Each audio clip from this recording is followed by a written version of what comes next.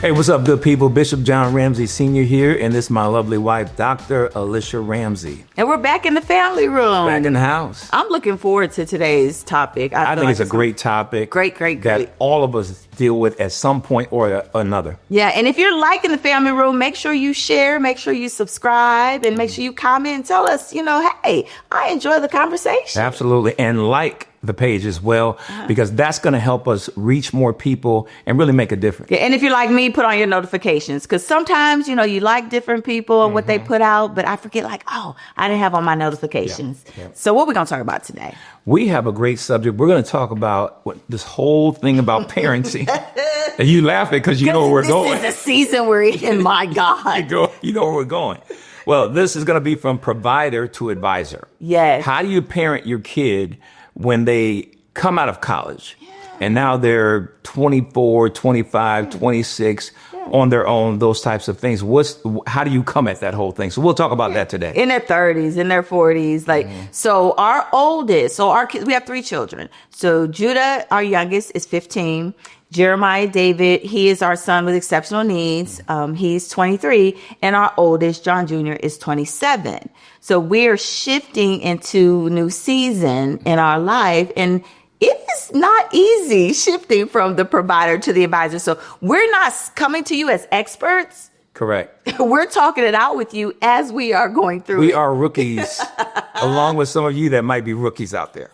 So what is it that we can share with them that we have learned biblically, and through experience on how they can make this shift and really have let me say this, not think it's just me or it's just because we've had those times where, Sure. Is it just my kid? Is it just me? Absolutely. We've had those. One of the things that I tried to do with John is that when he was getting ready to go into his senior year, I sat down with him. We were talking actually on the way home from practice, picked him up. And I said, hey, I just want you to know that our relationship is getting ready to change. And he said, well, how's that, Dad? And I said, I'm going to start shifting from father or dad to mentor. Yes. And mentee. Yeah. And I said, because I believe you're coming into a young man. And so I'm going to talk to you about that. I'm going to talk to you about what are some things you expect at this age, at this age, at this age.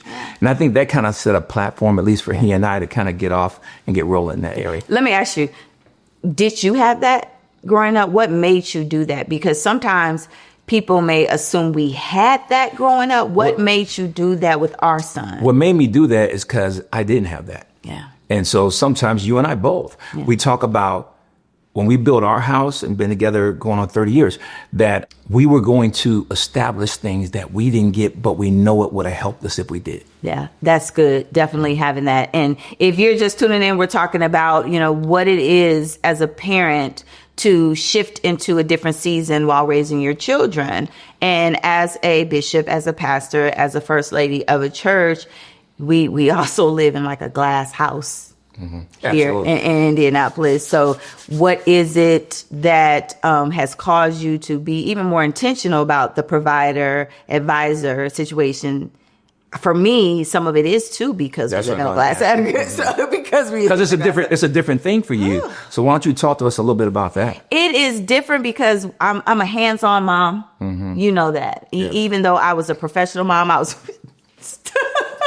You didn't say that in a positive way. You said, no, don't be thinking I know that. I know. Punishment. She don't choke nobody out, y'all. It's all conversation and removal things. Right. I believe in positive reinforcement. I believe in behavioral modification, all those things. Cognitive behavioral development. Like I'm big on the psychology of parenting and also training up a child in the way that they should go. Right. You teach that a lot. And I took that because you're also my pastor. You're also my bishop. I really took that to heart that each child is different. You don't treat each child the same, but you treat them fair. Yeah.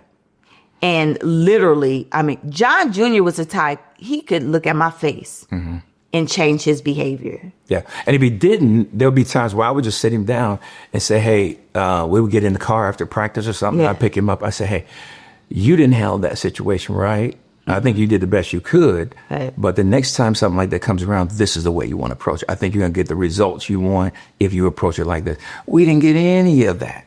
And that's, I love my parents, that. Yes. But it's just that we think about the positive things we got, that are beneficial to our kids in our home. Right. But we also think about what we didn't get, but would have saved us from a whole lot of mistakes. Yeah. And we also have to think about the fact that you got a different type of parenting than your siblings because you're the youngest. So your parents were more seasoned. And in my situation, I was the oldest. So my parents were literally teenagers figuring it out. So we also have that difference in our parenting styles. Yeah. And I think that took my siblings a while to get a hold of because, you know, they would joke with me all the time. They would joke on me. John don't get no whoopings. You know, he got one every now and then, but he didn't get them. I said, because I had courtside seats to watch y'all get beat down for 12 years. Why would I go out and do the same thing you did? Right. So you learn from other people's mistakes, but you also learn from yours. You do. And as the provider, you know, as a mother, you know, I'm providing meals, providing clothing, providing, you know, my presence at back to school night, at teacher conferences, you know, for Jeremiah at doctor's visits, scheduling the family lifestyle and how we would do things, babysitters. So now that our son, I'm the advisor. So now the conversations are like, hey, Mom, this is what I'm thinking. You know, I'm thinking about getting my root canal at this time. Or, Mom, what would you recommend for this? So I do a lot more listening, I would say. You really do. Yeah. You really do. But how do you think that's working for you? Because I see you shift into that mode. You've seen me shift into that mode. And I think the thing that makes it challenging, though, is that when the conversation is over, you have no control. And exactly. at that point, you got to pray, Lord, please let them grab them principles and run with them. Yeah. And you just said it. You don't have control anymore. So I had to be intentional saying, when he wants my opinion, he'll ask. When he wants my thoughts on this, he will. Even with our 15-year-old, I'm learning that because she is a free moral agent. She has her free will. She has guidelines that she has to fall into because she lives in our home still. But when she wants to know, she'll ask. Yeah, she does. And we had to really pull back with our oldest a little bit because we were so used to setting the pathway for him and helping him to write his vision and make it plain. And so, yeah, I think that that's so important that we do that. And it's just amazing because when that time comes that you shift from being a provider to advisor, it's a strange shift because sometimes you see situations that you want to jump. You're so used to just jumping in and fixing it. But some things you can't fix. And some things, if you do, they never get the lessons that they need to learn. Even if you have the ability to be able to look here, moms, even if you have the extra finances, even if you have the extra time, you have the ability to jump in to provide the service or the income for them. There are times when you shouldn't. I believe that. And we've talked about that. And I know you mentor women and provide services for them and everything else with your company. And is that something you find yourself talking to them about a lot? Because I know that sometimes when people come up to me in church, I find myself talking about those things. Okay, you got to step back. Yeah. Tough love is hard. It's very hard. Now we're ready to shift into our first segment of work hard and play hard. The last time we talked about work hard, play hard. What did you tell them you like to do again? I will go to the Pacer games. I bought half season. I would go to that. I'm switching up a little bit now. But what do you do? What do I do? So one of the things that I like to do to play hard is I love concerts. And I'm not talking about Kirk Franklin. I'm not talking about I know you know Karen Clark Shear, and I love all of it. I love music, period. But I love me some good R&B. Yeah, I do. So I got to, in April, go see my girl. That was wonderful. Who is she? Tell them. Mary J. Blige. That was your second or third time seeing Man, I done seen Mary J. probably about 5 times. Oh, okay. Yeah, no, when I say from her first album, My Life, What's the 411, all of those. Yeah. From All I Want to Do Is Be Happy to Good Morning Gorgeous, me. Do you remember what I do on some of those concerts? One was in Chicago, Beyonce. Jay was... You didn't go. You stayed back. Yeah, I drove y'all up there. I'm sure I walked y'all over to the concert. Yeah. So when we talk about marriage, we'll be talking about opposites attract. So that's the way I like to play hard. He doesn't have a problem with it. I mean, I make sure we don't go in debt for me to buy no concert tickets. I got blessed this time. This is the first time I got blessed with Mary J tickets. And I was so excited. But ensuring that He takes care of the kids. I didn't have to worry about those things. I was able to play hard, which was great. And can you talk a little bit about just that? Because the last segment we talked about what I do prior to going to do an activity or something I want to do, is making sure everything's good here. I've gotten time in with you, gotten time in with the kids. Right. And you pretty much do the same thing. Right. So in this work hard, play hard step, I just don't go play hard outside without making sure my family's taken care of first.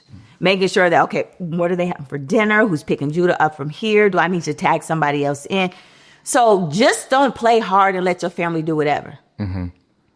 Allow yourself to play hard, but you, as a married couple, as a mother, I still have to plan to play hard. Absolutely. And you really have to do that. And I think that's the takeaway. Yeah. That's the takeaway we're hoping that you guys do or grab a hold of, because a lot of times, many of you work hard and that's all you know. Just work. And when you get done working, you come home and pass out. You don't even really have conversations with them. Yes. Going in there, fix some cheeseburgers, whatever it is. Yeah. And then you're laying there trying to take a nap after work or whatever the case might be. It really does have to be balanced. And sometimes you may need to step up, make them step up their game in helping you to be able to have, 2-3 hours away from the house out doing something that you like to do. Right. In our work hard, play hard segment, we're just going to continuously give you, and guess what? Send us what you do to play hard. If you're single, if you're married, if you're divorced, if you're widowed, if you're still in college, if you're a high school student and you're watching this because you subscribed to the channel, just tell us what you do, that you work hard. Hey, I'm a college student, but this is what I do to play hard. Right? Now, as we're talking about shifting from the provider to the advisor, how has that affected your bank account? A little. Has it gotten better? Have you seen that you've shifted in your finances? Yeah, I think I have. Because there would be more times where I would just be, me. Yeah. And when he was growing up and all that, boom, I got it. Don't worry about it. And parenting's expensive. But it is. but when they get to a certain phase, you got to pull back. You know why? Because if you don't pull back, they will never be ready to embrace society and what they got to do for themselves, their families. Sometimes we got to let them learn the hard lessons. Right. What wisdom won't teach you, life will. Sure will.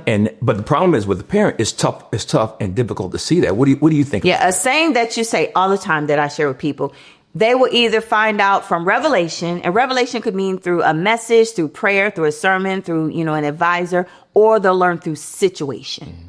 Going through difficult seasons because of the decisions they made. It is really hard for some moms to let go, especially when there's grandkids involved. Yeah. I see a lot of them take on that responsibility. So they may have an adult child who is not making the best decisions financially. Mm-hmm. So grandmom or grandpa, papa, Mimi will tag in and take on the financials for the grandchildren, but you're still saving them. You really are. And I know a lot of people that do that. Yeah. And you really got to get to a point where you really understand. I can't tell you how many ladies have come up to me just after service real quickly.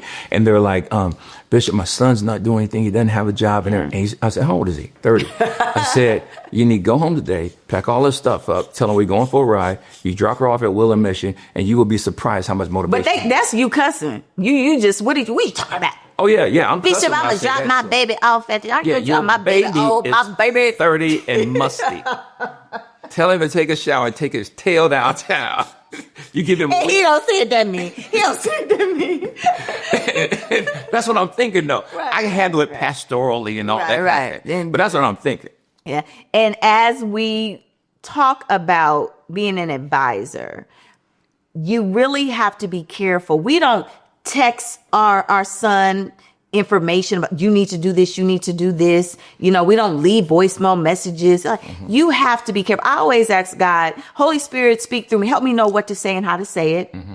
I also say, okay, sugarcoat your words so that he can digest it and process it accordingly. Because every young adult that came from your house don't always process the same way. They don't. It seemed like Johnny, you could talk to him. Judah, you got to hit her with a refrigerator. You hit her with a If you hit her with appliance, she might it's a little respond. different there. So when And we're joking when we say right, your role from the provider to the advisor, it's a good thing. You know what? We're blessed that our children are growing up, because there are some people, they no longer have their children with them.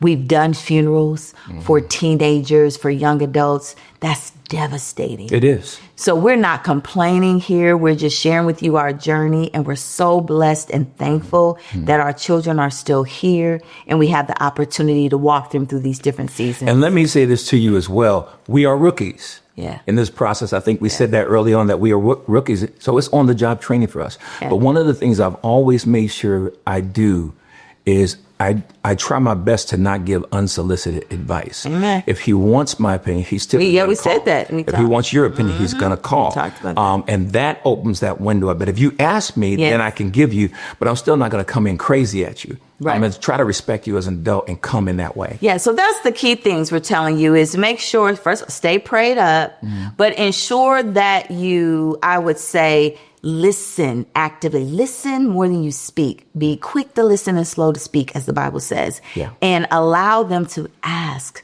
hey, Mom, Dad, what are your thoughts on this?